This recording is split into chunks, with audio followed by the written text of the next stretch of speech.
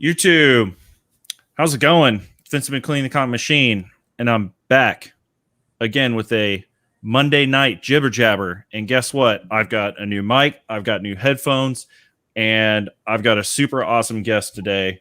And we're going to be talking about comic book stuff because comic book stuff is awesome. So, I just want to go ahead and introduce my man, Panda Awesome. And there he is, y'all. Welcome to the show, Panda. Thanks for coming in and hanging out and stopping by and all that good stuff, bro.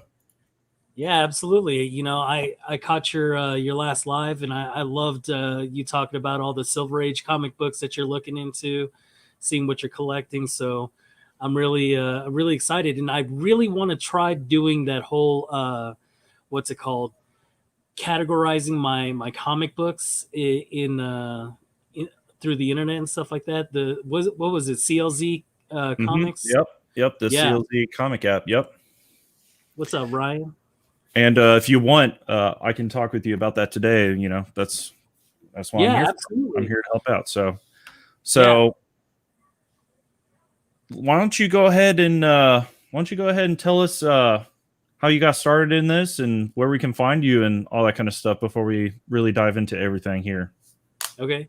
Well, I really got into seriously collecting comic books here about a year ago almost. I've just been watching people like Gem Mint Collectibles and Comic Tom 101, Variant Comics, watching all those guys and really watching Very Gary. And then Gem Mint really suggested, Two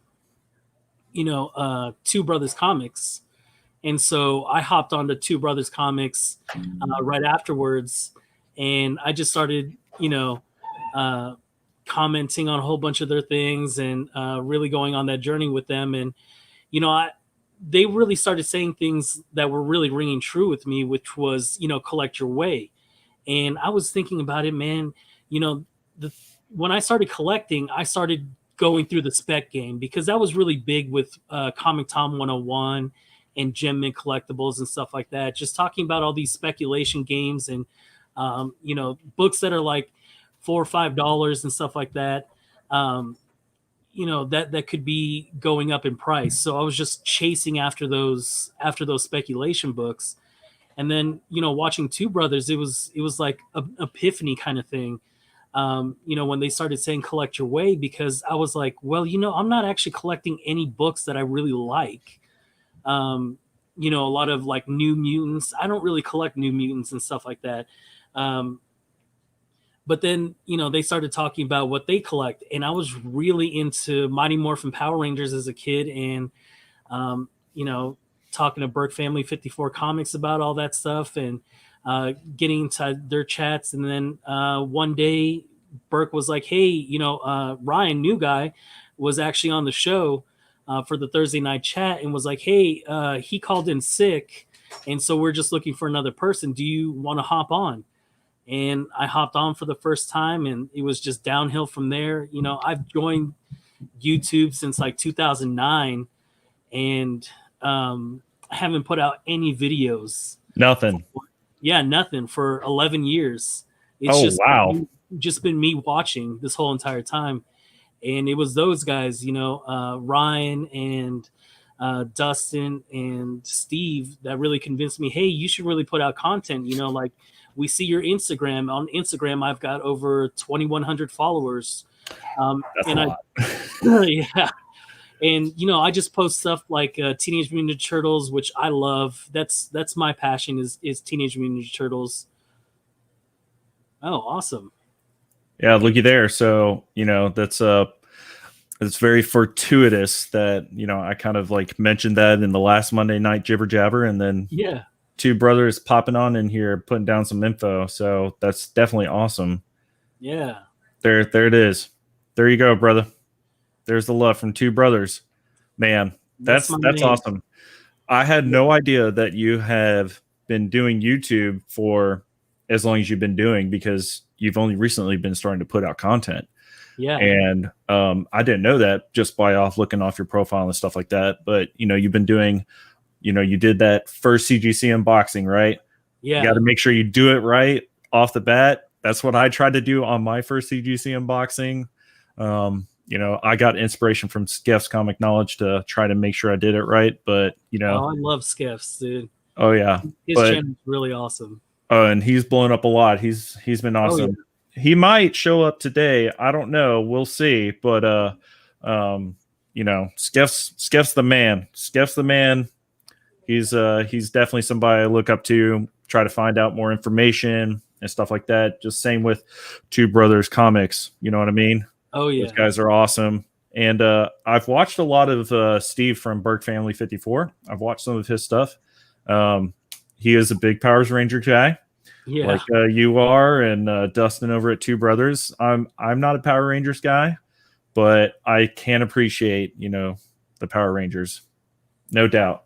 So I think it's awesome, man. Thanks for coming on, and I'm really excited for us to talk about We Only Find Them When They're Dead, because I first saw that this book was going to be coming out on the Two Brothers channel. They were talking about picks to look out for, and I saw him put the cover up, the cover A, and just that bold lettering right across the top was so cool. I was like, I'm getting that book. And of course, the fact that it's Al Ewing that's actually writing it, and if you've been reading Immortal Hulk, then that's fire. So this is obviously going to be fire too. Was that kind of the same thought process you had whenever you found out about it? Yeah, actually, I found out from Dustin when they were talking about they had announced an exclusive cover for Simple Man Comics and 616 Comics for We Only Find Them When They're Dead. So it was really cool to see that, and so I got really interested just because it's a space story. I'm really into space, and man, my LCS did not have this cover, so I had to go with the other cover. This one was. It just reminds me of Star Wars. Just what I mean? Look at that. Like, for you guys that don't know this, if you are trying to read books online and you don't have like a dedicated app or anything like that, I use readcomicsonline.2. And for the most part, they've got everything on there for you to be able to read. And I have everything set to high quality, all pages, because I just want to scroll all the way till the end. And look how much you have to scroll to get down to the title of this thing. It is just massive, and it is awesome. And like you said, getting that cover A, like Star Wars, like it's epic, right? The whole Star Wars entrance and how they scroll everything up, give you the preview of the story and all that kind of stuff. That's one of the big reasons why I wanted it. And I think you have it on you. Mine's unfortunately over there, but you got that cover B, that variant. Look at that. That is a great cover. Explain to us what that character is on that cover. So this is actually one of the gods, and apparently they only find the gods when they're dead. So, gathering what I can from the story itself, they only find the gods when they're dead. So that last panel, when he said that they're all going to go see a live god in person, like was actually a really cool reveal, because it was just like, how many people have actually seen a live god, or where are these gods? Like, what kind of other things can they do? And why are they only finding them when they're dead? And how is it that their bodies are a necessary resource or something for the black market, or something that can actually be used as commodity? Like what is it about their bodies that gives off sustenance or anything like that, or can be traded like gold? Just because it's a body part of the gods. I have no idea, and I think in this next issue, I hope that they actually dive into and explain that to further give us some more details. I hope they do in the next issue, and they don't like try to draw it out. So we got a surprise guest here, and we're gonna see what his take is. Panda. What's up? What's up, Greg? How you doing? Not much, man. Doing good. Look Dude, who. we're talking look some who's- comics. Yeah. There's a little bit too much love being shown to the two brothers right now on the show, so I had to hop on here and bring the rein it back in here. Yep. So, Mr. Primo numero uno for the Monday night Jibber Jabber is on, you guys. Greg, Bearded Comic Bro, thanks for jumping in. Thanks for having the time to hang out. Thanks for letting me And, crash. I've never actually. I feel like I haven't been on very many streams with Panda, so I'm excited. Like, right? It's usually I'm in a stream with you or with Skeff and Andy. It's like, all right, let's get some rotation going on a little that's bit. right. Here. So this is going to be awesome. So what I'm trying to think about, like how we want to go. Unfortunately, Panda, you kind of dropped a major spoiler there, but that's okay. Yeah. That's okay. I'm not going to knock you down for it. But I think was one of the most interesting parts in the story is kind of like how they were going through the dissection process, right? So you had these squadrons.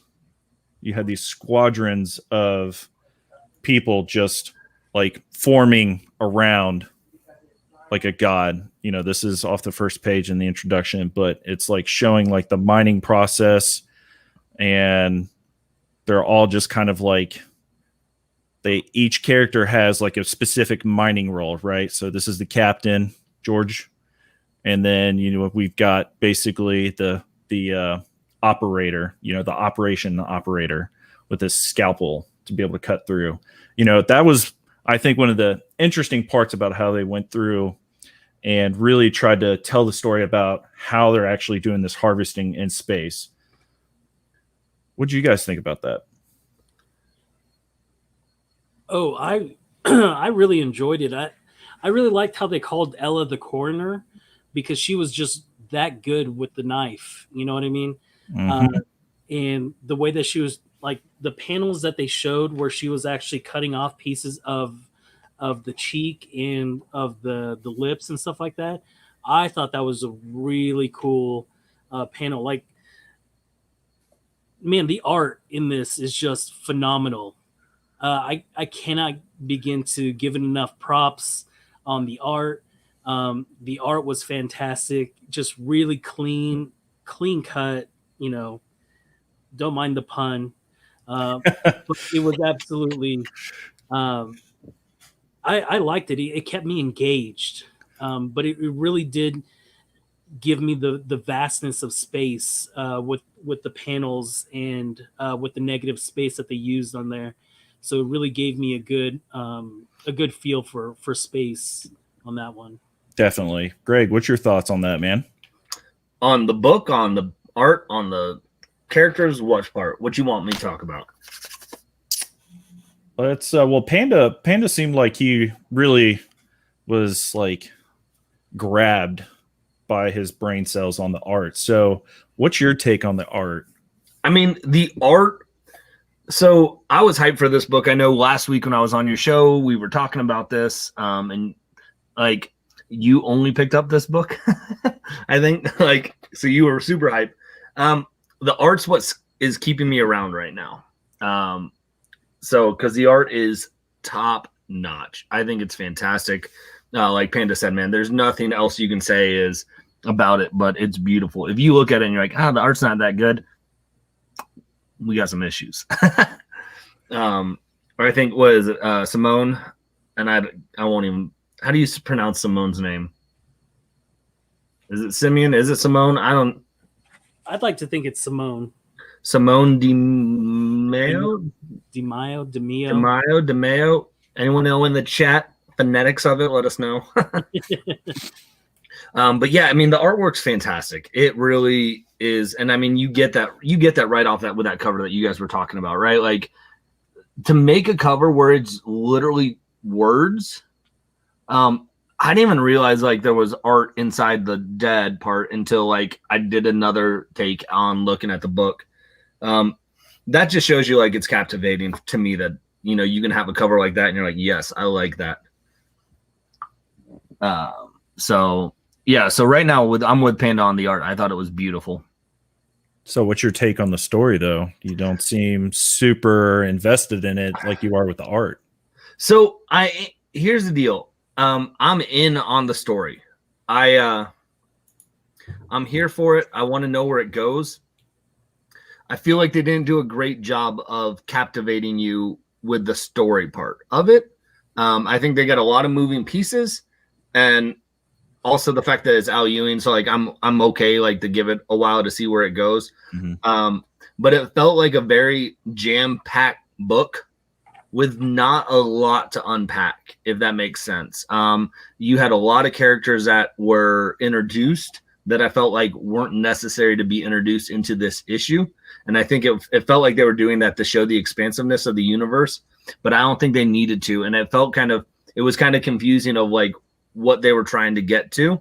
So I like the idea of the story. I like, everything about the story. I didn't like the execution of how it was written to start, but because I'm intrigued by the art and I'm intrigued by the storyline, I want to give it a couple issues to see where it goes, because I think this is one of those that if it wasn't a trade for me, that I keep reading because I want to find out what's happening, and I think it's gonna jump in right there off the bat. So I just feel like your first issue when it comes to floppies, like you got to hit it out of the park when it comes to writing and captivate your audience there. And I felt like it missed the mark for me on that. So for you, definitely the story, you're going to need to give it a couple more issues. Panda, do you kind of feel the same, or did you feel pretty captivated right off the bat just for, how you felt about it?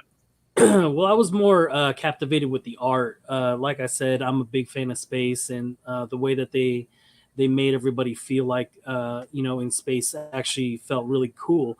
But yeah, I definitely agree, because a lot of the characters we got introduced to so many characters, but there wasn't any character development. There wasn't any story development. It was enough to get me interested into the next issue, because I definitely want to see what's up with all these gods, what's up with the storyline with Richter and George, to see what that's like, because I don't know if I should drop the other hammer on this one. I mean, you've already laid down the hammer, so there's no more salvaging the first issue. So this is that now official spoiler warning. If you guys haven't read this book yet, sorry, Panda already dropped the hammer. We're just going to go full at it. So there you go. I mean, and rightfully so, because honestly, it's almost a week out, and if you guys haven't read the book yet, why are you watching us talk about one issue of the book? Yeah, it's not. It's a review of the book, right? Yeah, it's not like it's not like this huge new Marvel take that's going to happen now. That it's nothing like that. It's been a week. You guys should have read it by now. It's been pulling. It's definitely been pulling. So I think one of the things that I'm kind of sort of missing the chat, but I wanted to bring it in.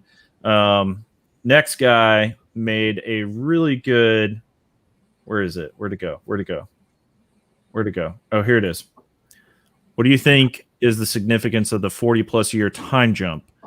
Now, I think it's going to be interesting to see what's going to happen, but I will say that, in my opinion, them putting that time jump in the story, probably, I think it was good to have that there, but they didn't give any other hint at the end of this first issue to kind of give you a little bit more of a breadcrumb, and further led onto that lack of like character development within the first issue. What do you guys think?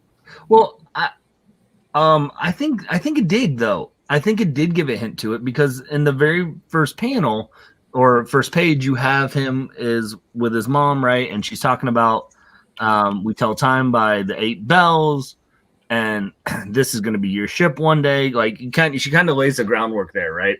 But so what I think it's doing is it's setting the stage for us, because obviously, was his name George is going to be, the main character, and I think what it's doing is it's setting the stage right there to say, okay, he's been in this world, he's grown up in this world a little bit. We don't know what happened in that 40-year time jump, but then one of his last few lines there towards the end, when he was talking, I think you said with Richter or whatever, right? Like what's this connection kind of thing, and he drops that bomb of what the connection is. I think if you don't have that opening panel where you meet his parents and have that kind of setup, I think the part where he's like, oh, just killed my parents. Yeah. That I think that lessens the effects. And so what I think it does is it sets it up. It lets the story start to try and develop, and then it brings back to the beginning of where it was at. However, I felt like the end part where it was at 40 years, that's where it started to miss the timing a little bit for me. I thought that part was actually good. What about you, Panda? Yeah, I definitely think the reason why they put the time jump in there is to explore that storyline just a little bit more, especially knowing that Richter was the one that had killed his parents and stuff like that. And so, who was he raised by? How does he still have the ship? All these questions need to be answered. And I think that's more the story development that we're going to be getting on later on. So I definitely think that the 40-year jump is okay. But it definitely sets things up for the next couple issues, or at least where the storyline is going to be going. So it's got me intrigued enough to actually go through it.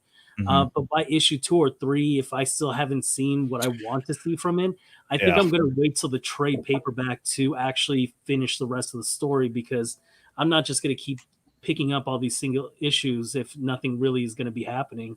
I agree 100% on that. There's definitely plenty of books where I've picked up the first issue. All right, this is pretty good. Let me get the second issue, read it. All right, it's a little bit there. Pick up the third issue, and it's like, okay, wait, what happened in the second and first issue? Like, if it didn't grab you by the artwork or the story to keep you engaged with the artwork, then by the third issue, you pretty much forgot what happened in issue 1. So I can definitely agree with that. We got another interesting comment here. I think it's going to be like Game of Thrones meets Avatar in the style of late 80s anime. Yeah.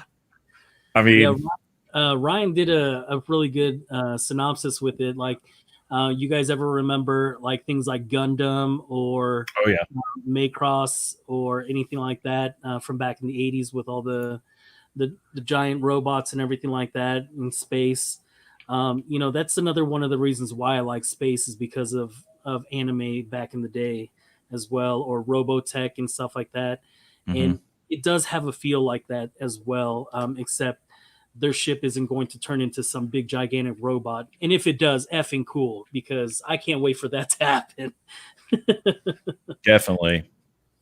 I think one of the coolest things in the story is they put like these, it's like a narration, right? So let me pull this up here. So we get like this narration here, like with this giant picture, some narration, and then you see this giant god just floating around in space, apparently completely dead. I think that's just amazing artwork, and how they put, like I said, this narration here. I think it just really adds a very unique display to what we're seeing in these panels. What do you guys think about that? Yeah, absolutely. Like I said, the vastness of space and showing all the little ships on just the grand scale of how big these gods are.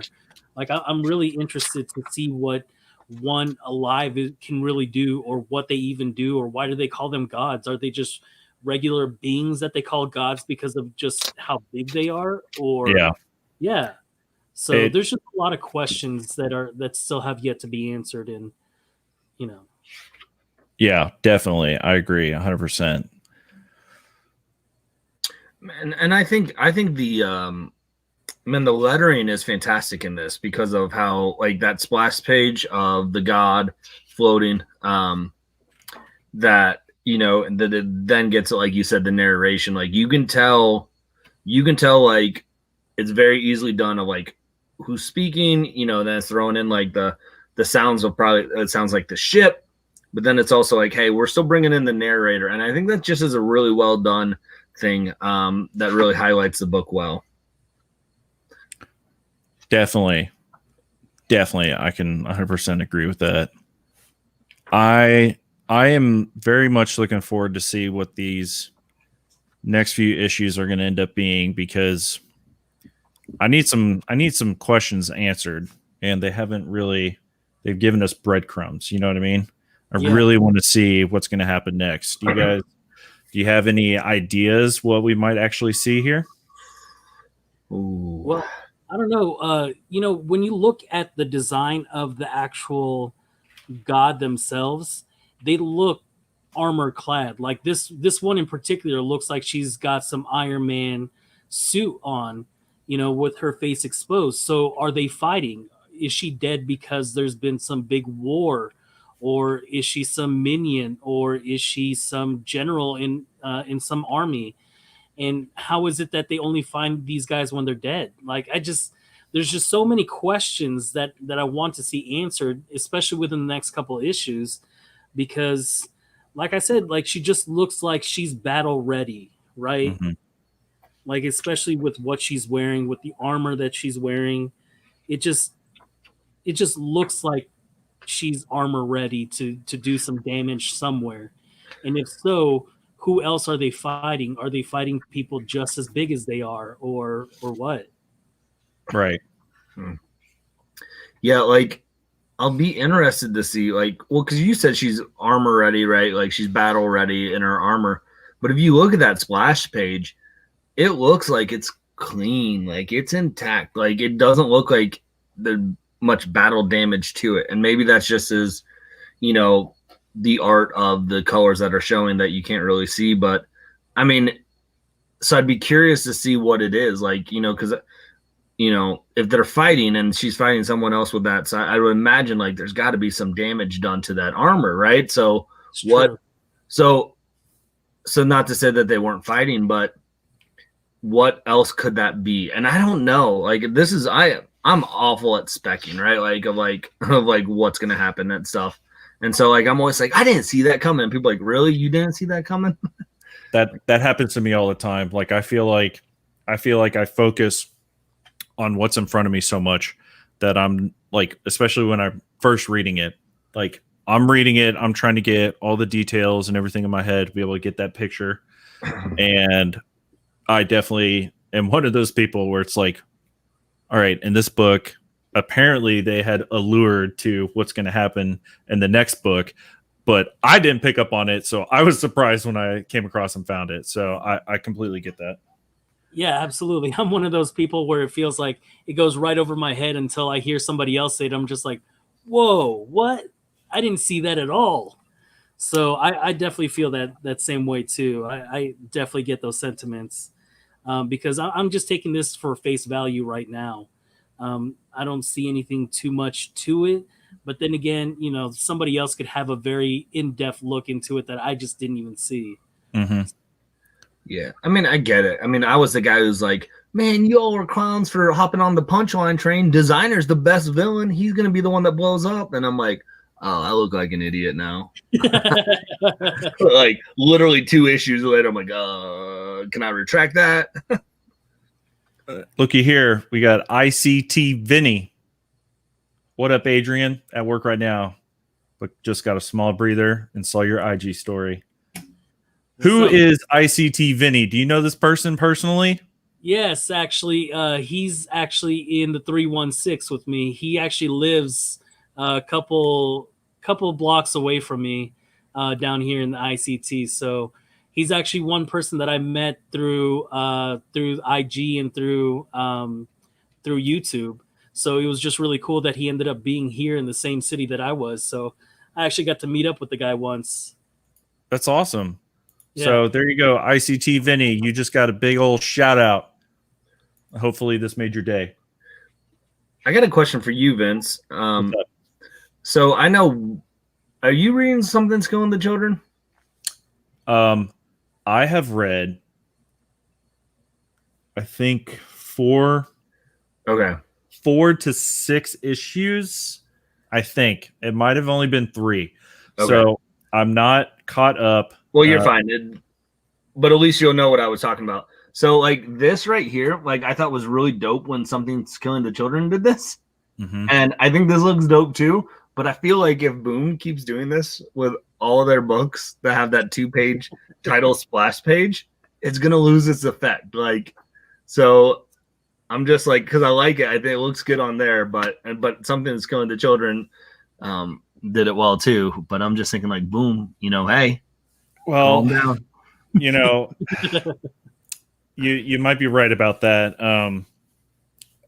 I don't know. I kind of picked this book up as not like a full spec kind of book, but as in like this is like another, like it's Al Ewing. We all know Al Ewing.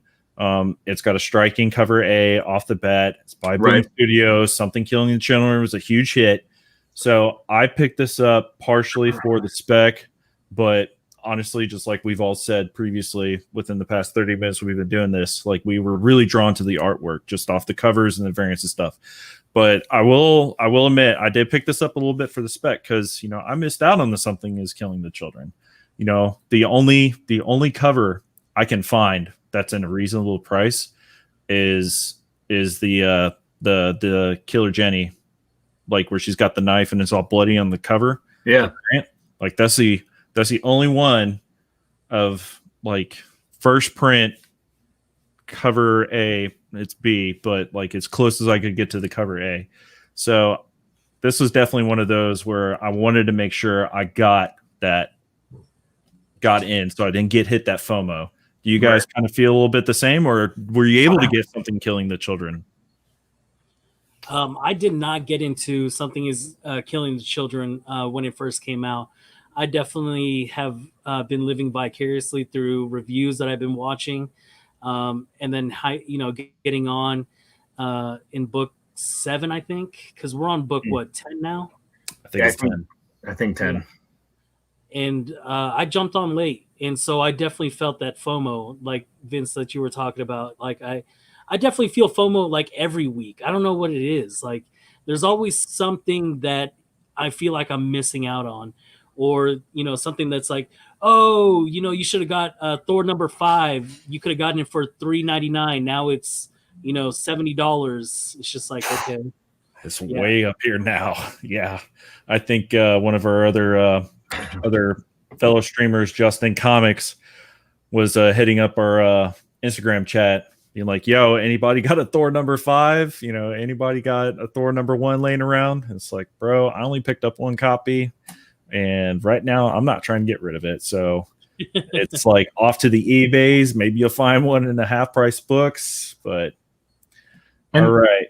Well, and Ryan makes a good point right there where he says, like, right underneath the one you've highlighted, too. He makes a good point there too.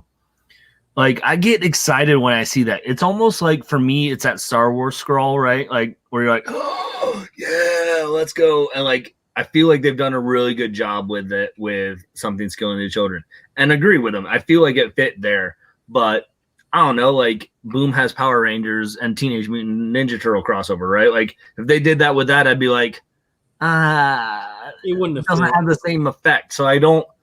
I think Vinny said like maybe it's their signature. I hope it isn't, because I think it should be special for books because it packs that punch, right? When you do that, like boom, because also it's taking up pages, right? Like it's taking up stuff that you're like, it better be worth it if you're going to take up story parts or something from a book, because most companies are like, here's how many pages you get for an issue, and that's it, right? Like, so if you're going to use 2 for a splash page, like title page, it better be freaking good and a reason. Yeah, because I mean that's a great point. I didn't even think about that.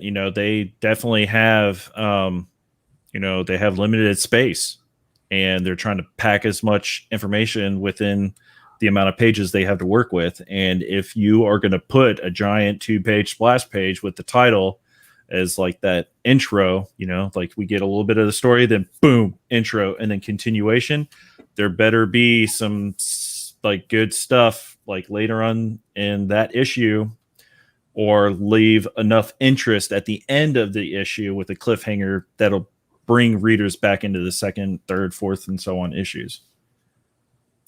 Yeah, absolutely.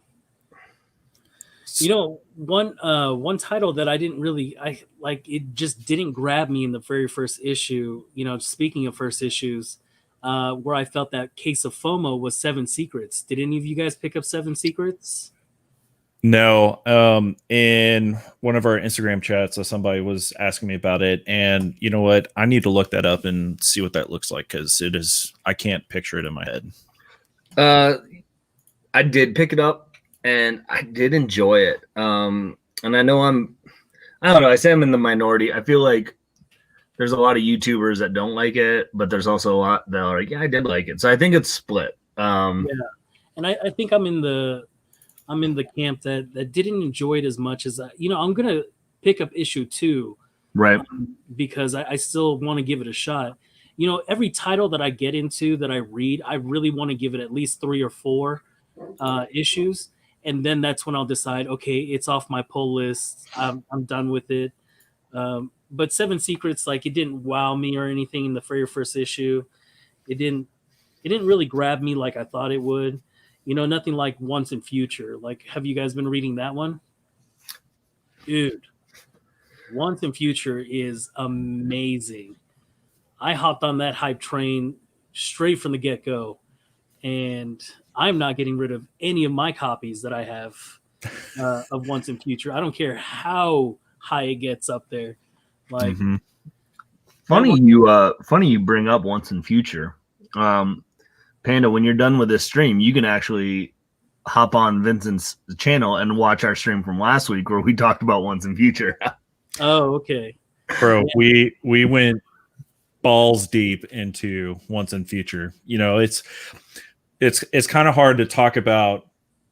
We only find them when they're dead because they've only done one book, and the Once and Future they've put out 10. So we were able to just like go all in on that, and I went through and was able to find almost all the back issues at a couple different shops around here. I'm missing like issue like 3, 4, 5, 3, something like that. But I've almost got the whole current run. So I 100% agree. I'm not trying to sell that.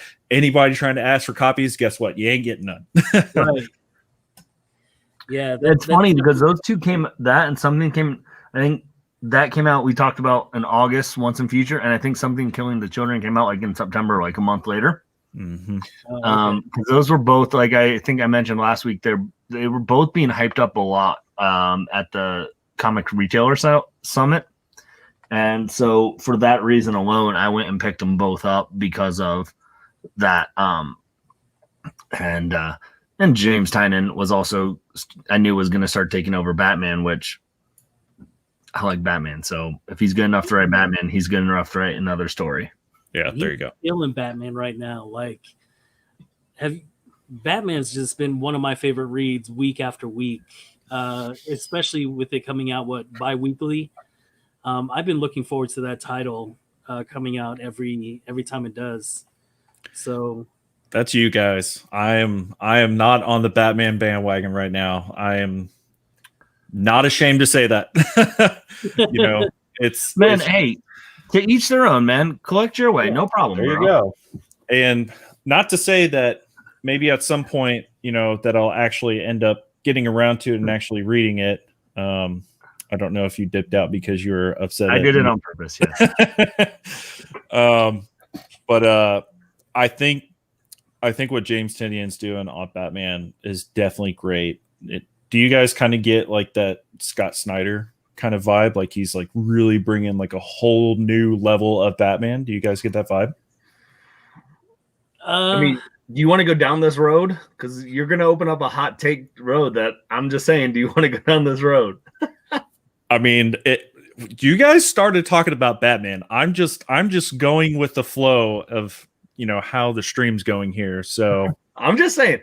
So I'll hop in and say, this might be one of the first streams I say it. So welcome, Vincent. Hot take. I don't really like Scott Snyder writing for Batman. Really? So you yeah, it's a hot take. And now I will. Now I'm saying this with Cliff Notes, not Cliff Notes, but with like basically with a little bit of buffer. What he did on Court of Owls part, top notch, one of the best stories out there. I think the death in the family, also top notch. Mm-hmm. No one talks about the rest of the 52 storyline of his. And because it wasn't good. Right. I mean, that's all you know. You know, Court of Owls, Death of a Family, and then just nothing. And Yeah. so I mean, I think we give Snyder, and I hate to do this because I'm not one that's like, I want to bash someone, you know, like that's just not, like, it's not for me, but I feel like we give him a pass and then like, you know, and people are like, we'll give him a pass, like, oh, he had 2 really good stories, like they're really good, but then the rest wasn't great. Like Last Night on Earth wasn't awesome. It was enjoyable, but it was the 3-issue run he did with Black Widow. It was fine, but it wasn't. I mean, I'm not going to put it in the same, but you know, Tom King's so easy to get bashed on and stuff, and I didn't hate his run on that either. So like, I know I'm full of hot takes here that I don't love Scott Snyder writing Batman, and I didn't hate Tom King on Batman. So what's your take, Panda? Come on, man. Let's hear it. I know you're a Batman guy. Yeah, well, you know, I hopped off Batman after Death in the Family. You know, I just got caught up with life and everything like that, so I didn't hear anything about the end of Scott Snyder's run to Tom King's run, which I've heard nothing but terrible things about Tom King's run from pretty much everybody, except for Bearded. You know, talking, you know, that he didn't think it was that bad. So I know about the wedding with Tom King, and I feel like that was such a hot garbage. Oh, dude, Like, that wedding was terrible. I wasn't reading anything about it, but I heard about all the hype and the negativity, and like, wasn't it like all a dream, basically, kind of thing? Like, yeah, for like what, 8 to 10 issues, it was just all a dream. they basically So like pretty they much bombarded. like they pretty much did like they went from like Alien to Aliens, which was amazing, and then they did Alien 3, and that turned out to be total garbage, and then Alien Resurrection was all a dream. That's the comparison I can give from how I heard about it at the time. But now here's something interesting I just had a thought about. So Al Ewing is doing, we found him, we only find them when they're dead, and he's like the number 1 for the Immortal Hulk, right? So he's doing a really great job at that. Since he's doing Boom Studios with this, and then you've got the writer for Something Killing the Children, do you guys think that there's going to be some serious competitivity, or do you think they're going to be the next big hitters for Boom Studios? Ooh, I don't know. That could be, you know, that could be. I mean, I think with Boom Studios selling as much as they did with We Only Find Them When They're Dead, I think this is like the number 1 selling comic book they've ever had, right? From what I heard, it's even gone into a second printing now, and that was all within a day after it released. That they already announced that they're going into a second printing. So, I mean, Al Ewing could really be doing something big with Boom Studios, in really making a name for himself in the indie comic book world over here. Because Tinian's just killing it. He's killing it. Literally, Something's Killing the Children, just blowing it out the park. What do you think, Bearded? You're quiet. Oh, I don't know enough. I'll be honest. I don't know enough about the current inside workings of the comic industry to be able to, like, is it worth it for the, you know, like, you know, and I know people are like, DC's is a hot mess with kind of what they're trying to figure out with being owned by AT&T and all that, and the decisions that are being dropped down and stuff like that. I just don't know the inner workings enough to be like, is it, you know, is Boom enticing enough to have someone drop off of, you know, Immortal Hulk, or, you know, working for Marvel characters, and or someone dropping off of Batman to work exclusively more. I just don't know. Like, I don't, you know, is it going to be like an Image thing, you know, like where they all dropped off to do that in the 90s? And I think that stuff was interesting. I just don't know the inner working, so I don't feel like I'm qualified to, like, I think they're going to do this, because I don't know if it's beneficial to them or not, or what that. I just don't know I need to research that more before I can give a definitive answer. So that's why I was a little quiet on that one. Well, it's just a little Yeah. friendly, speculation on our part, just trying to find out, because these are A-list writers, and Yeah. so it's kind of interesting. You see the bouncing between different publishers, doing writings and stuff like that. So yeah, but I feel like they all kind of do that, right? Because Seven Secrets is Tom Taylor. Seven Secrets is what? Is that Boom as well? Yeah.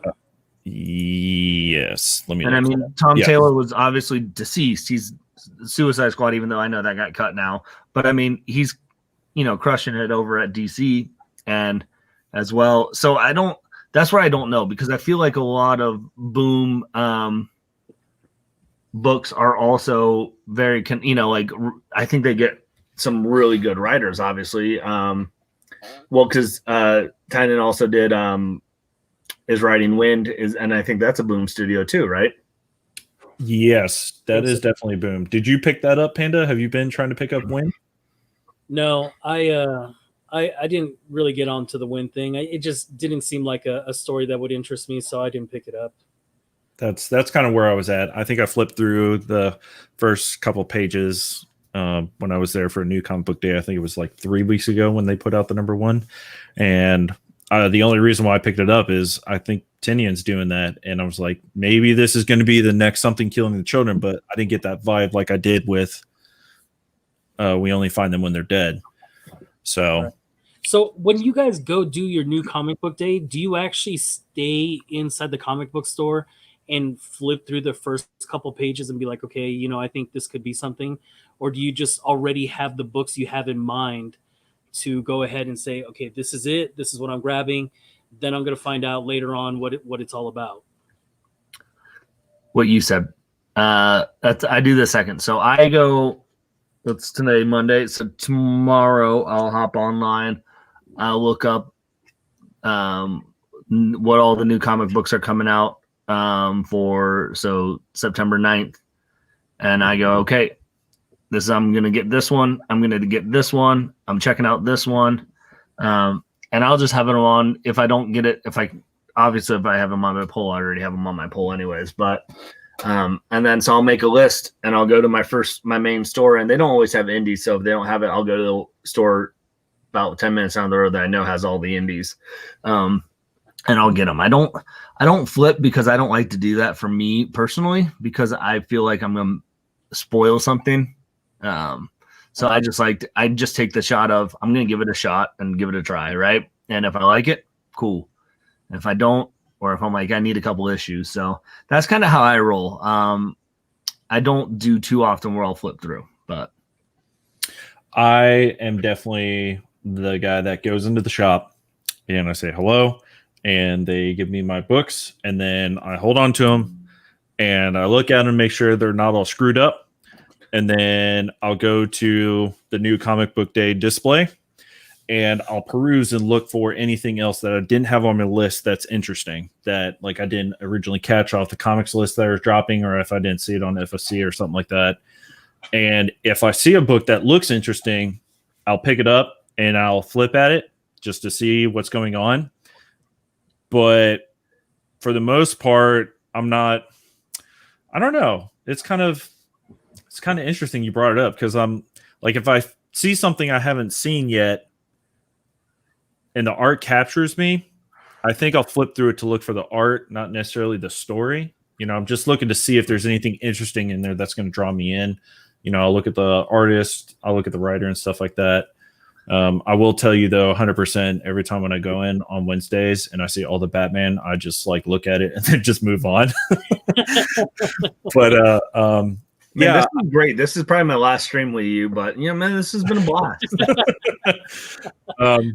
I will say I have been tempted at one of my other shops. He's got like a full row of the Punchline variant, like where she's on the cover. He's got like 7 in a row there. I've been real tempted to just pick them all up and sell them, but I'm not going to be that flipper spectator guy. So, but yeah, my normal comic book day pickup is pretty straightforward. I end up just like chatting with the store owner. He's usually there when I get there. and we'll be like talking about FOC and like what's coming out next week or what I've heard. That's usually what I do. I'm for the most part pretty much in and out unless I need to talk to him about some books. But you don't get too many often on a new comic book day, right? No, I am very particular about my new books coming out. So like there's got to be like there's got to be a major draw for me to try to pick up like a new book to add it to my list to get continual copies. And that's me. That's how I like to collect.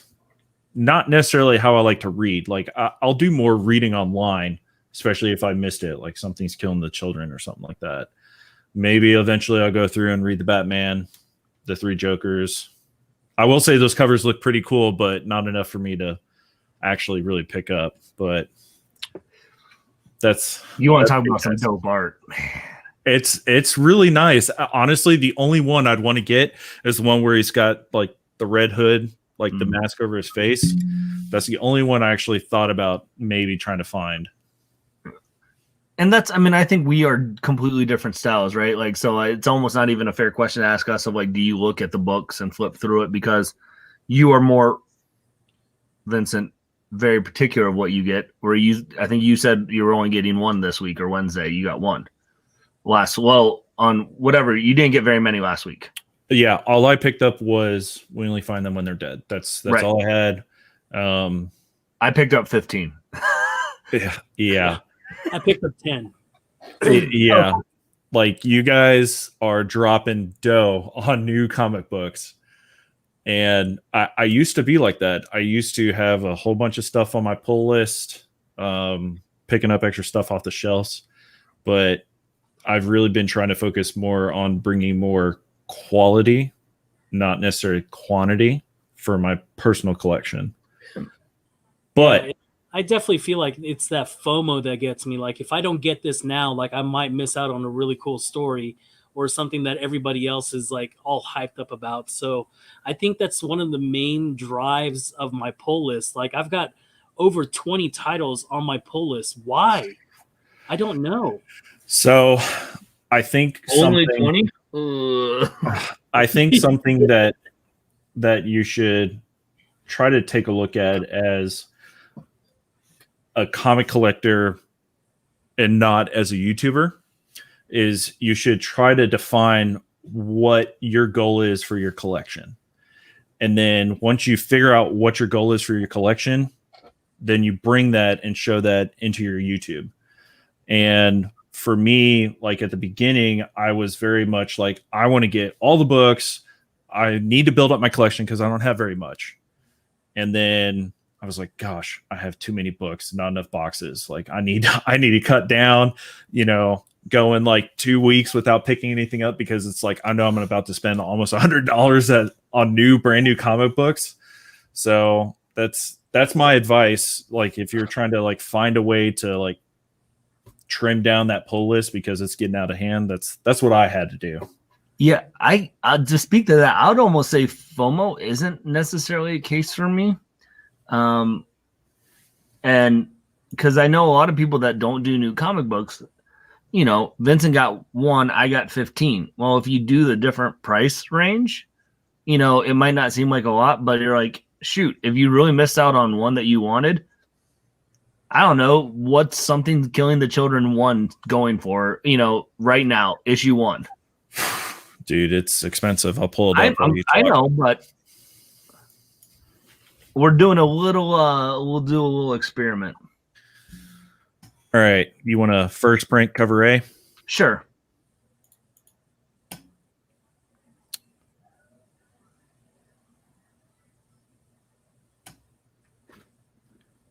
Here we go.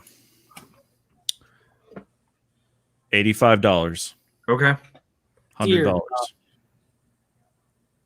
So. Oh, and by the way, I had to scroll down quite a ways. Right. Okay, but still, so 80. You said $84 I'm going for? $85 is the lowest. That's a lot. I get it. That's a lot to buy a book. For if you like, hey, I could have gotten this 10 months ago for $3.99. However, if you take that Vincent, you bought one, I bought 14. There's a fit, averaging at $4. That's a $56 differential in just a week. Mm-hmm. So 2 weeks. So that's what I'm saying. Like, I feel like if you are, that's why I do say, man, collect. I think what they say, like collect what you want to get, like get really what you want to read, because I think if you buy books to spec to try and like, I don't want to miss out on having something's going to children, number one.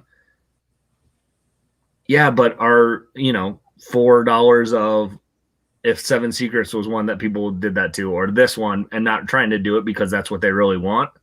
That stuff adds up. Now, I'm saying this as someone who's like, I want them all because I truly love to just try and read and give stuff a shot. I really like to try and find out if there's an indie book that I like.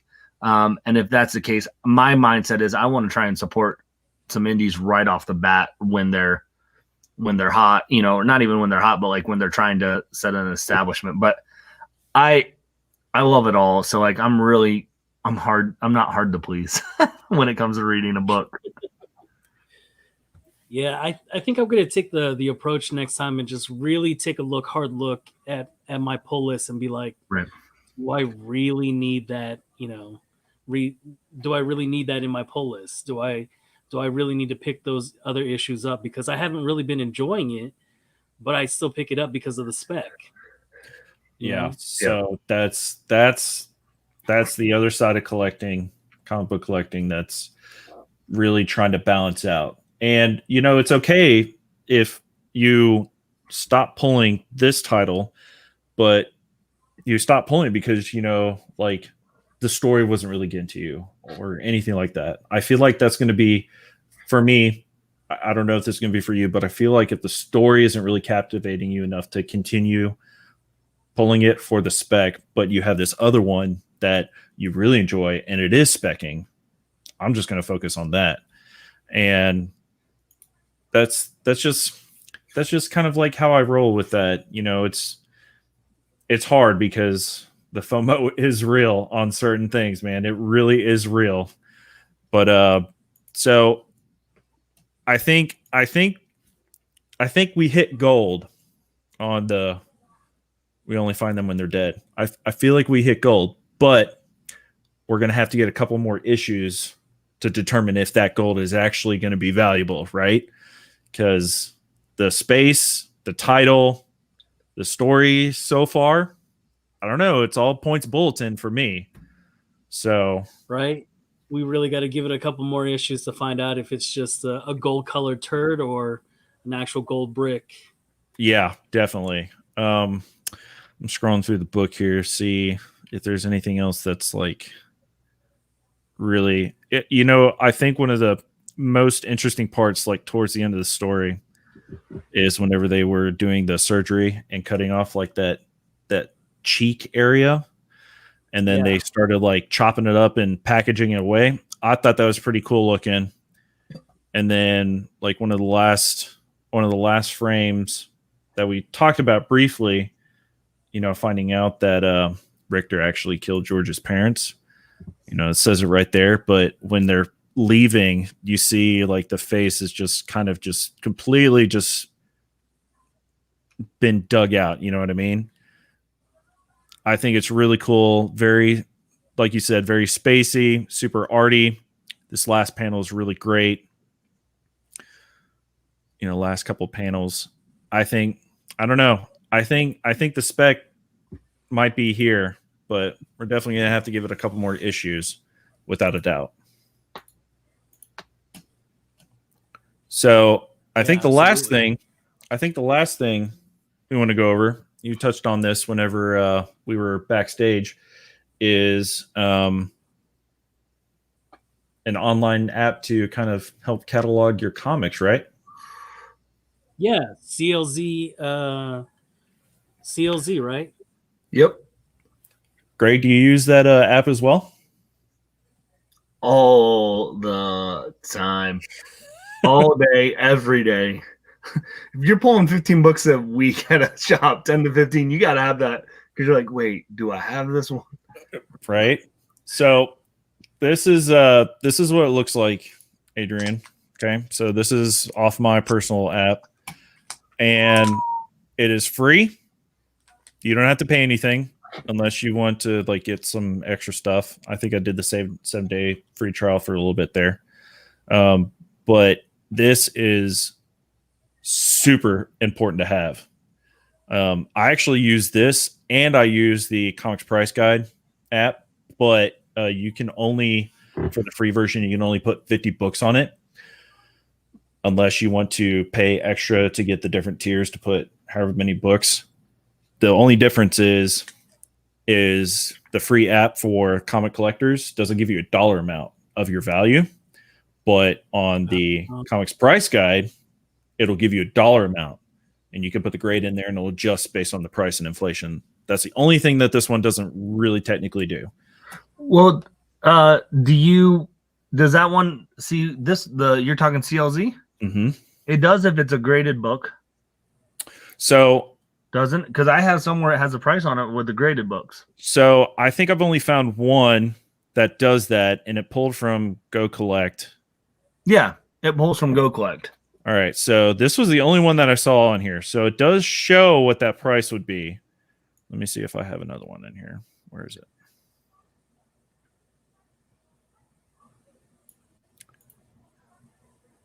So I have this graded, but it doesn't have a price over here. Okay. So I don't know why it only does it for the Venom, but that's the only one it does it for. But 100%, Adrian, I cannot suggest this app over anything else. Like, you need to have this app. And the fact that it shows you the covers, I mean, you can adjust it to, have it any way that you want. Full customization for the most part. And you can go through and edit all your books. You can put grades on them if you got graded books. And it gives you, information about it. Like, it's amazing. And how it breaks everything down. You can do it by the publisher series. You can do it by the age. So you can see how much modern bronze and silver you have. This is great. Can't suggest it enough. Ooh, let's look how many silver you have. Oh, you put me on the spot. I've only got 6. Still, that's more than I got. And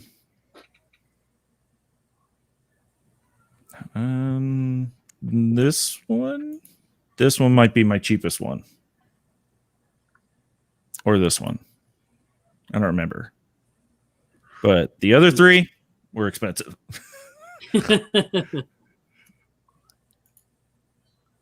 Bronze. And this was like on one of those discussions I think we did, Greg, trying to determine where the modern bronze copper line kind of. Yeah. And I think there's definitely a very specific time frame that they do it on the CLZ to show bronze. And then of course everything else is modern and stuff like that. Do you guys have any Golden Age comics yet? Mm-mm. Which one do you have, Greg? So it is a 1948 Dick Tracy comic it was a Popped Wheat cereal giveaway book. Huh. I'm a big Dick Tracy fan. So that's it. It's the oldest book I have in my collection. But it's it was one of those like cereal box. I think it was like a cereal box giveaway kind of thing that you send stuff in to get a comic or something. I bought it on eBay during quarantine. That's when I started to step up my Silver Age game a little bit. But that's my only Golden Age. I will get some Golden Age Batman eventually. That's that is without a doubt that'll happen soon. What's the big Golden Age Batman you want to get? Don't care. Just any Golden Age Batman at this point. Correct. Because I mean, right now I'm going through. I'm trying to get as many of the Batman from Batman Volume 1 I can get. Mm-hmm. So that's my goal. Like, so I have all Volume 3 Batman. I have almost all Volume 2 of the New 52. Which I just said I didn't love, which is why I'm not like trying to get it. That's more of if I see it at like a half price bookstore or a secondhand store, I'll get it because I want to try and that'll be easy to complete that run for me as just a Batman fan. But Batman Volume 1, like those first 716 issues, like those are what drew me into Batman. So I'm trying to get as many as I can. And I know like once I hit into the 250 or below, it's going to get pricey. So yeah. So just to show you, okay, like I am a Batman fan, but I don't have a lot of Batman. So this is the Volume 1 Batman that I have. Those are good ones. And then I've got the full Dark Knight Returns run. Okay. Nice. I do have the number 1 for the Batman Volume 2. Yep. Same. And then how much is that going for now? Because didn't they announce a video game having all the Court of Owls stuff? yes, that is going to be, you're going to be playing, you have the option to play all of the Batman, not all, but a good portion of the Bat family. And you're not playing Bruce Wayne because he died, right? So let's look up. Well, he's looking it up. There you go. That's my Batman Volume 1 collection right now. Dang. That's a lot, bro. I'm at 346, so I'm getting there. It's my ultimate goal to try and get as many as I can. So, yeah. All right, so Adrian, I just found off of eBay a Batman number 1 New 52. It says near mint for $45. It's getting pricey. And it is first print. I think I know the first print on there is $50. I'd probably say for the first print, you're going to spend no less than $35, $30. I found my Batman number 1 New 52 at Half Price Books. That's where I found mine. And it's not in like perfect condition by any means, but it's in pretty decent condition for where I found it. Man, I wish I had a Half Price Books here. We don't They're have one so here good. in Wichita. Do you have like a Second and Charles or anything like that? No, we don't even have a Second in Charles either. Yeah, I mean, I think it's interesting that Batman issue 1 is like so much higher, because it doesn't introduce the Court of Owls in issue 1. Right. But it's a cameo. No, it's not even a cameo. I don't think they make a cameo until 2 or 3. So there's so I don't know. I'm pretty sure they don't make a cameo until I think 1 makes it in 2. I think the first cameo is 3 of the team. And I think the first full one is like 4 or 5. It's where they have like that kind of owl, like elongated owl figure, like with the hand creeped over like that. That's the first full hot book too, because that's the first full appearance. Let's look it up here. I feel like that's like Thor 1 is like it's hotter just because it's Thor 1 issue, but like Thor 5 has the main, first appearance of Black Winter, so that's where it's. But I still find it interesting that it still is, I think, the highest online, even though it's not a first appearance of the Court of Owls, and I don't even think it gets mentioned. Is it just because of the cover itself? What'd you say, Panda? Because of the cover itself? Might be. I really Is it think just because of the cover itself? It could be. I think there is a cameo. I'm not sure. I'm trying to find the book here. So I'm just looking real quick at Key Collector, and there's a first cameo appearance of Harper Row, who is Bluebird. Yep. But, and it also has a first appearance of Lincoln March. Um, So you do have a couple in there, but like you said, it's not the Court of Owls, which is what this. It's not the Talon. It's not, you know. Now I know Bluebird. I think Tynan said he's having Bluebird come into the Batman series here soon. So I know that could be a reason eventually that it's going to say if that's the first cameo of Bluebird, but because I don't think Bluebird's been in it really except for that series for a couple of issues. And it's interesting because, like you said, you were mentioning, why is it so expensive? It's just the first issue. Off of Go Collect, they're putting 9.8s at $110, and then the next highest, like, other issue that hits 100 is Batman #4, is the 4th issue, and that's hitting at $110. But on Go Collect, there's nothing, listing out what that first appearance is there cameos or anything. It doesn't say anything. It just says it's $110. And then you got the Court of Owls first appearance in #6, where he's got the claw. That's only $80 at a 9.8. So it's like, what's going on here?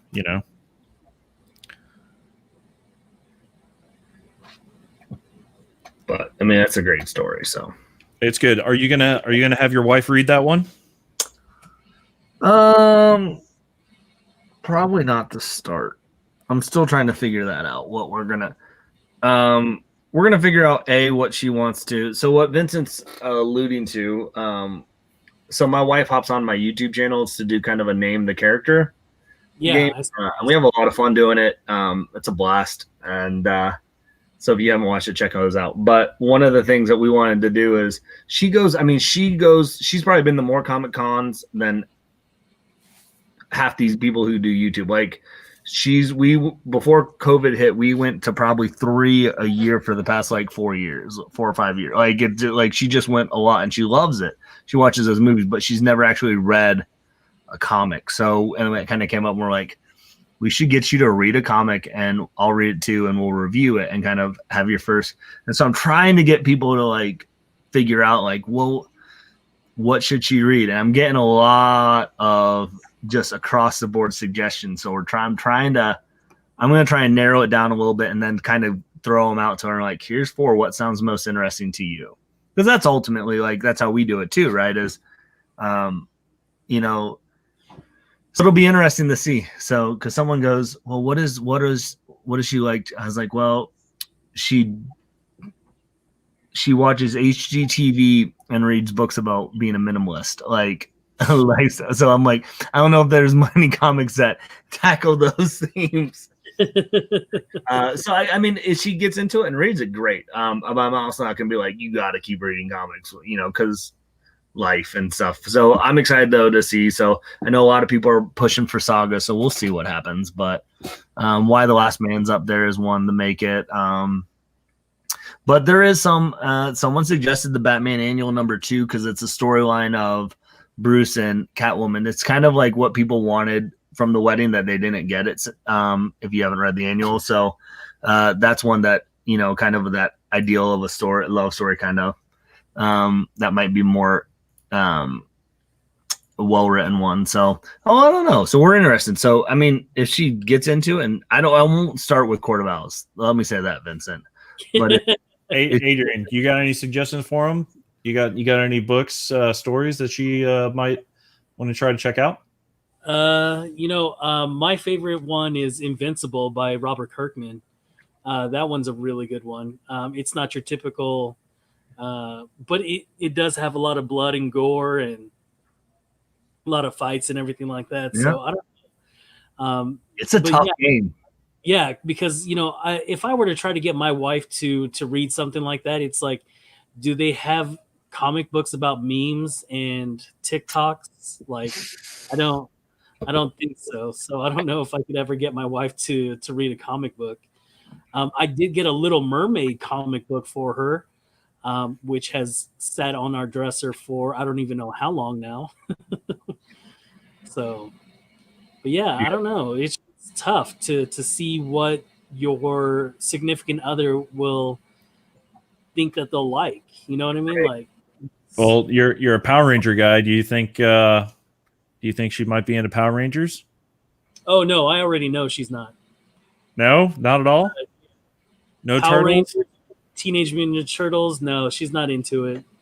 She knows that I am, and she'll let me have it. But in terms of her trying to get to it, she'll wear the shirts, but in terms of actually getting into it, no. Probably not. Greg, what about your wife? Do you think she'd be into Power Rangers or Turtles? Nope. She's nope. We Oh definitely man. watched some of the old stuff and like, what are we watching? Again, like it's just we don't have a lot of like our time's very like our free time's very, special because we don't have that. Like, we're with kids, like we're like boom, boom, boom. So it's kind of like if I'm just sitting there watching episode of Power, it's gotta be something that captivates her and watches it like right away. And let's be honest, Power Rangers is great because of the nostalgia. Mhm. Yeah. You go into it from this get-go, you're probably kind of going, but I made her watch some because we met Tommy at a con and we met Zach the Black Ranger at a con and stuff like that. Like, so we kind of do that with prepping when we know we're going to a con and meeting people. Like, we'll watch shows or things that they're in. But we've watched all the DC. We did Titans together. She loved Doom Patrol with me, which I was blown away. We haven't started season 2 yet because life, but so it's a wide gamut. She'll go to the movies with me and see the stuff. So like she's in the world, just hasn't had a chance to read the comics yet. So I'm not gonna like say I have to stray away from a superhero, but it's gotta be something that's captivating. So it's interesting. Who knows? Yeah. So I can kind of relate to it. My wife is definitely into memes and gifts, and the only TikTok that she shows me that she knows I like is the one where the wife comes in and she tells a joke to the husband and he like loses his shit. Like he has this high pitched laugh. And it's hilarious. Yeah. But my wife, she's watched just about all of the superhero comic book related otherwise stuff. She actually just finished watching Umbrella Academy. I haven't watched it yet, but I saw a couple clips and it definitely does look interesting. I'll probably end up watching it at some point. But I was not surprised, but I definitely appreciated the fact that she took the time and watched the Preacher series on Hulu. She actually watched the whole thing, and I watched a good chunk of it with her as well. So she'll watch those shows without you. In this particular case, she watched Preacher for the most part, but she watched the Umbrella Academy. And I think she was like, I don't know what she was doing at the time. She might have been like baking a cake or like doing some type of crochet or just to relax or whatever. But I hadn't been like sold on the show to sit and watch it yet, but she wanted to watch it mostly because she's heard it's great, but also Gerard Way, My Chemical Romance. So, there's like that connection to it as well. So, but she's into it. She likes Hellboy. She likes Spawn. She's like all the Marvel stuff, DC stuff for the most part. So I don't know. I feel like I'd be in kind of the same boat as you guys. Like, I don't know what to give her to read. Like, what would it be? I have ideas, but whether or not it'll stick is a whole different story, So yeah. Because you don't want to turn her off to it because it's like something that you really enjoy. So you kind of want to get her into something that she would enjoy, so she can be like, oh yeah, I cannot understand, why you do that. So trying to find something that my wife would enjoy to actually see it from my point of view, be like, oh, this is the reason why I get into it, and be like, yes, you understand a small portion of why I get into it. Yeah. But yeah, it's hard to figure it out because she really liked Umbrella Academy. And like, are there any shows that you guys watch together? Like, you guys won't watch another episode without the other person? Like Umbrella Academy was one of them that we watched together. Walking Dead was another one that we used to watch together.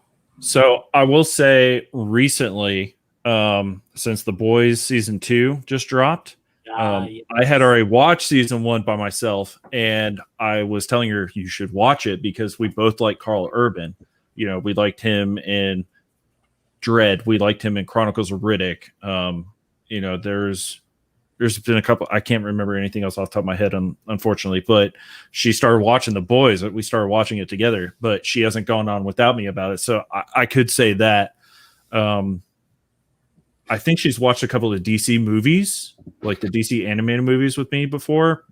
Oh, I don't know. okay. It's been a while, but If we're watching a series, that's absolutely how it is. We if we are starting a series together, we're watching it together. That's just how we roll.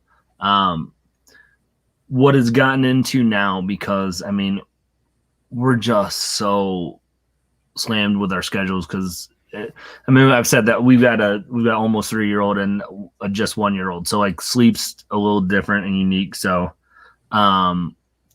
so it's got to, so like right now we're at the stage of, I kind of ask, like, are you interested in committing to 10 episodes of this?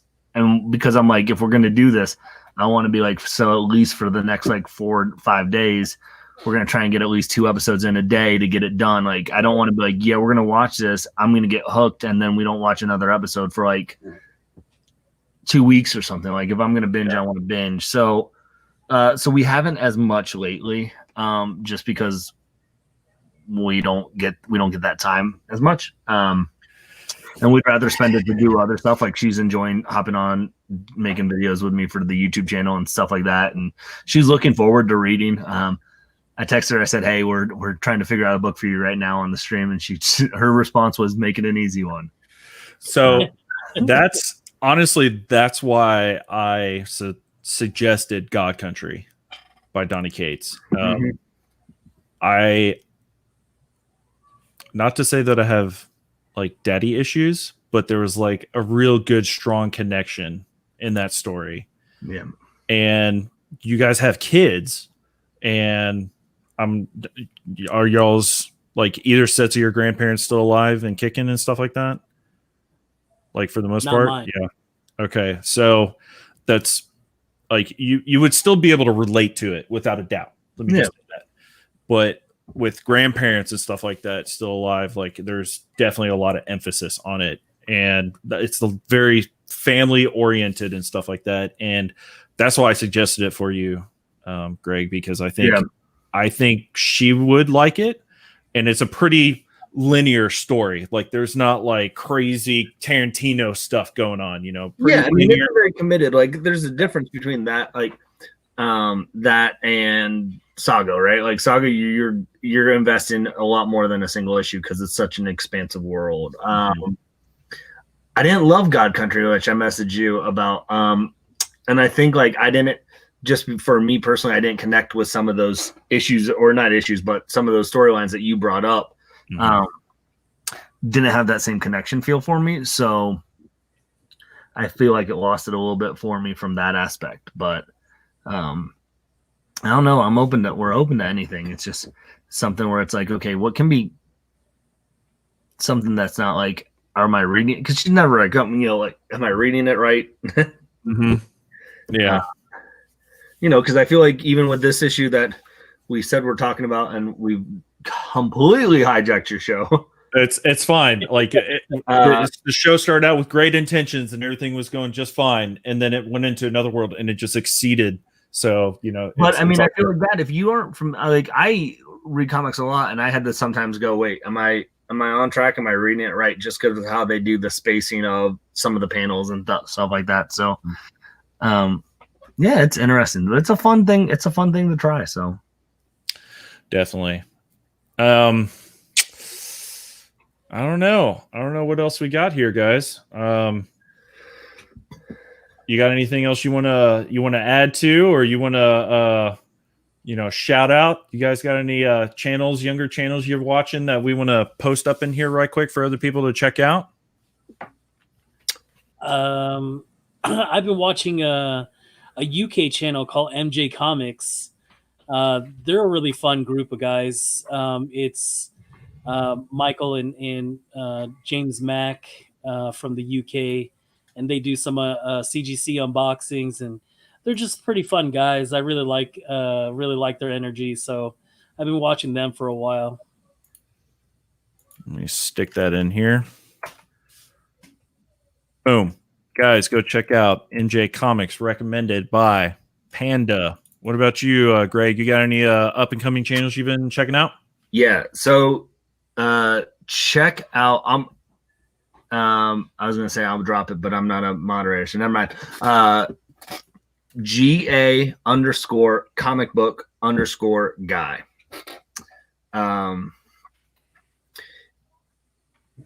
he has 2 videos out right now.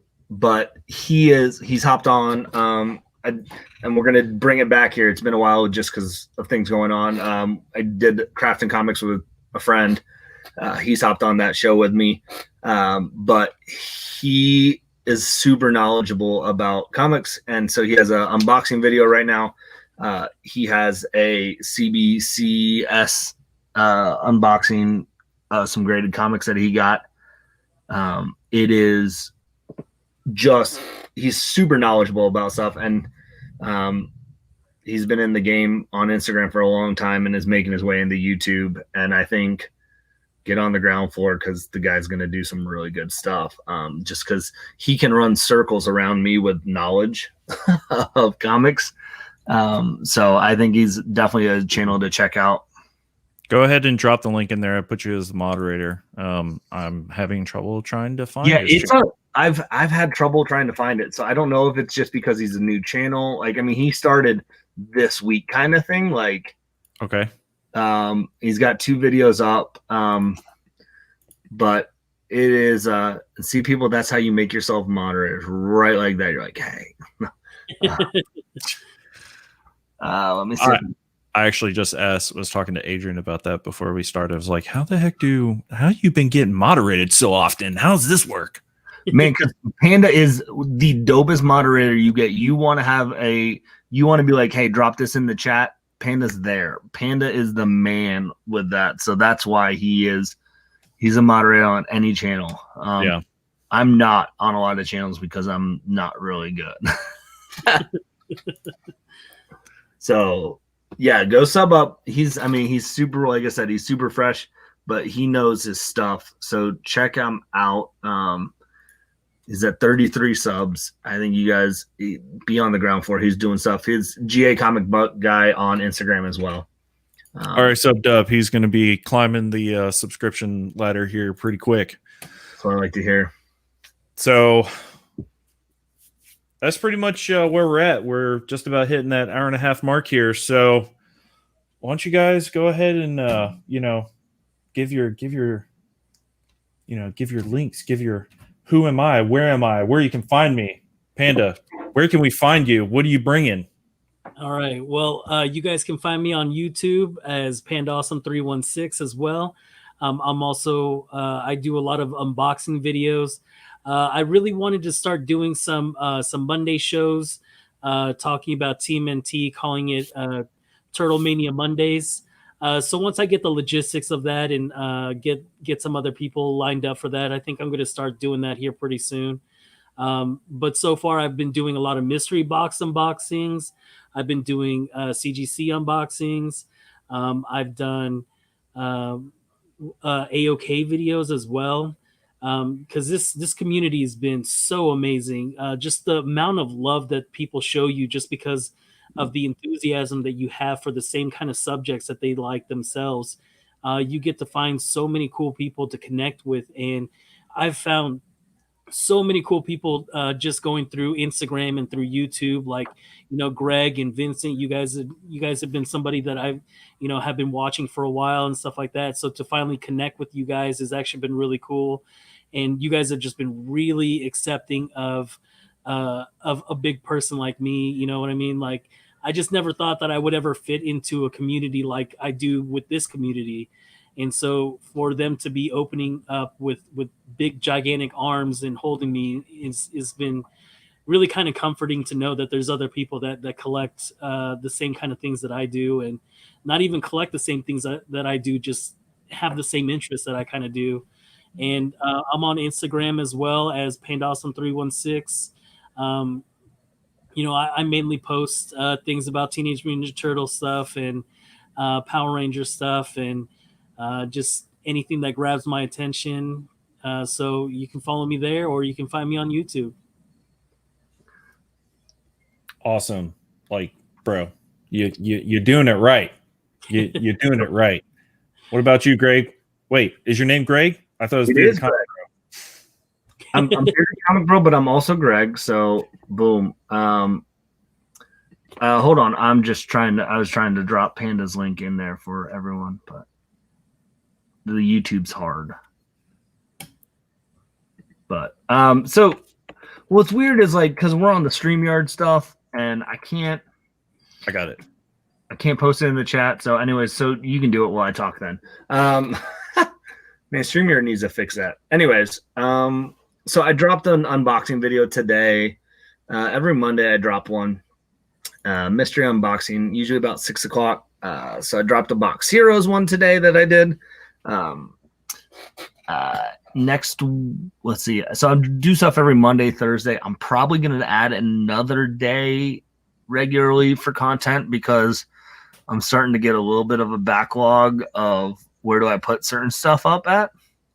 So, but I like to keep it kind of spaced out. So I might move the Monday, Thursday, Saturday kind of routine. Or I might go Monday, Wednesday, Friday. I don't know. So I'm trying to figure that out. But so that might fluctuate a little bit. But I've got in the next couple months, I think I've got about 7 different interviews lined up that are in the works. So and then the more stuff that, like I said, I'm doing with my wife, Mrs. Bearded and I are putting out a lot of content. So we're going to keep our game show that we like, and we're going to keep trying to add some fun stuff to keep it people enjoying that. And then, like I said, we're going to read some comic books. So a lot of creator interviews, unboxing videos, and just comic book fun on my channel. That's what it's about.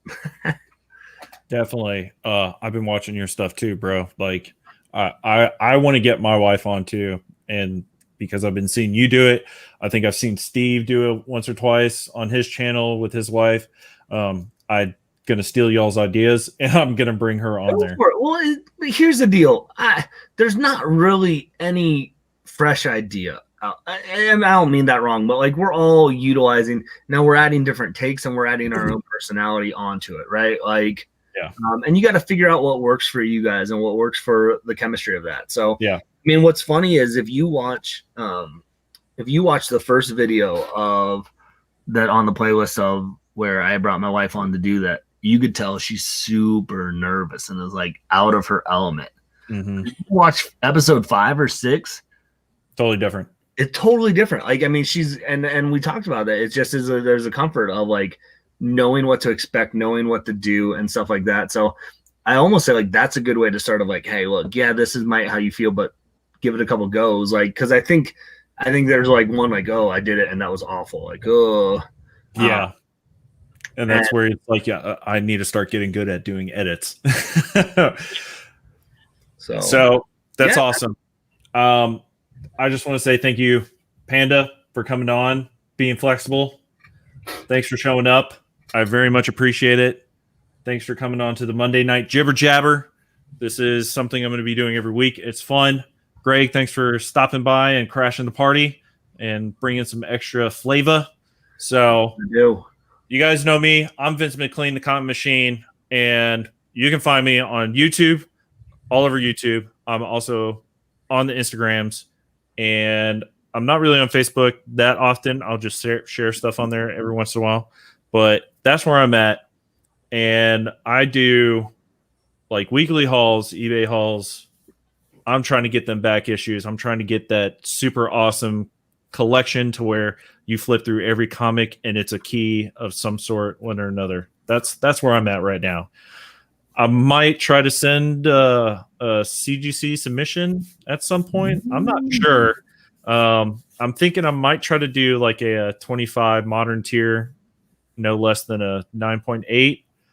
I don't know. I think I might set the bar at like a 9.6 just because I think I might have 9.6, you know. But I might end up doing that at some point.